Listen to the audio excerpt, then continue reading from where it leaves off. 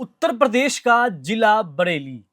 शुक्रवार का दिन और जुमे की नमाज के बाद बड़ा बवाल।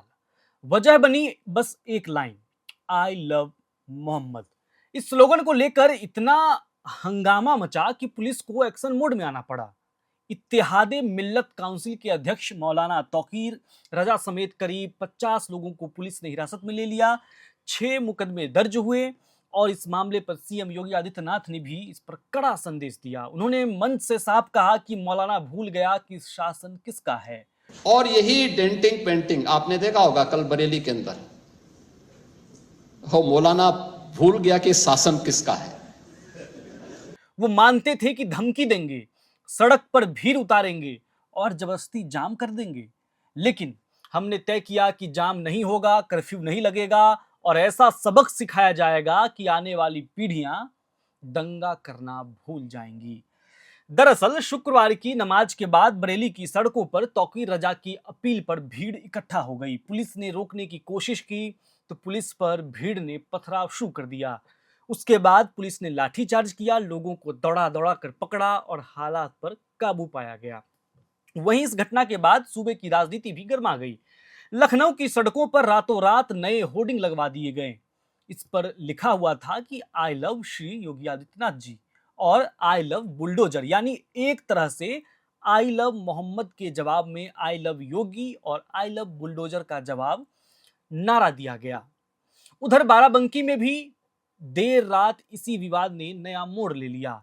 यहां आई लव मोहम्मद लिखे पोस्टर फाड़ दिए गए। इसके बाद माहौल गरमाया और भीड़ जुट गई। हालांकि पुलिस ने बड़ी संख्या में पहुंचकर हालात पर काबू पा लिया। अब जरा पीछे चलते हैं और समझते हैं कि यह पूरा मामला शुरू कहां से हुआ। विवाद असल में शुरू हुआ कानपुर से। तारीख थी 4 सितंबर। मौके पर था बड़ा वफात का जुलूस यानी ईद मिलाद उन नबी। इसी दौरान एक ग्रुप ने जुलूस के रास्ते पर आई लव मोहम्मद लिखा एक बैनर और लाइट बोर्ड लगा दिया। जैसे ही ये मामला सामने आया, स्थानीय हिंदू संगठनों ने इसका विरोध कर दिया। पुलिस ने त्वरित कार्रवाई करते हुए बैनर हटवा दिए और 9 लोगों के खिलाफ शिकायत दर्ज की।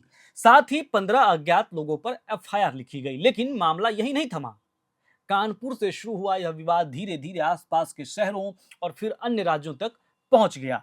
जगह जगह आई लव मोहम्मद लिखे बैनर और पोस्टर लगाए जाने लगे। इसके समर्थन में रैलियां भी निकाली गईं। माहौल इतना गर्म हुआ कि हिंदू समुदाय की ओर से इसका जवाब देने की रणनीति बनाई गई।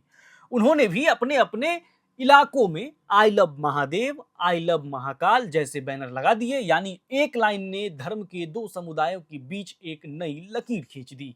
जहां एक तरफ मुस्लिम संगठन आई लव मोहम्मद को आस्था और पैगंबर से मोहब्बत बताने लगे, वहीं हिंदू संगठन इसे सियासी साजिश करार देकर विरोध करने लगे।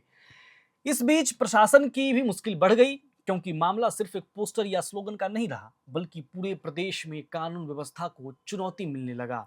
और ये चुनौती इतना कि लोग सड़क पर उतरने लगे और मामला बहुत ही ज्यादा गर्म हो चुका था। योगी सरकार इस पूरे घटनाक्रम को लेकर बहुत ही सख्त नजर आई। सीएम खुद बयान देकर चेतावनी दे चुके हैं कि पुलिस लगातार गिरफ्तारी कर रही है और मुकदमे दर्ज कर रही है। वहीं विपक्ष इस मुद्दे को लेकर सरकार को घेरने में लगा है, लेकिन जमीनी हकीकत यही है कि कानपुर से शुरू हुआ यह विवाद अब यूपी के कई जिलों में फैल चुका है। सबसे बड़ा सवाल यह है कि क्या आई लव मोहम्मद और उसके जवाब में आई लव महादेव जैसे पोस्टर अब राजनीति और धर्म की जंग का नया चेहरा बनने वाला है? क्या यह विवाद आने वाले चुनावी मौसम में एक बड़ा मुद्दा बनेगा? और सबसे अहम सवाल, आम लोग इस तनातनी में कितने सुरक्षित हैं? क्योंकि शुरुआत चाहे किसी नारे से हुई हो, लेकिन अंत हमेशा सड़क पर टकराव और पुलिस या लाठीचार्ज से ही होता है। और इस टकराव में आम लोग ही झुलसते हैं, उनका घर ही चलता है। इसका इतिहास उदाहरण है। आप इस खबर पर क्या सोचते हैं? अपनी राय कमेंट बॉक्स में लिखिए। चैनल को सब्सक्राइब कीजिए और तमाम अपडेट्स के लिए देखते रहिए एयर नाउ को। तमाम खबरों के लिए एयर नाउ के तमाम सोशल मीडिया प्लेटफॉर्म को भी सब्सक्राइब कीजिए, फॉलो कीजिए, लाइक कीजिए।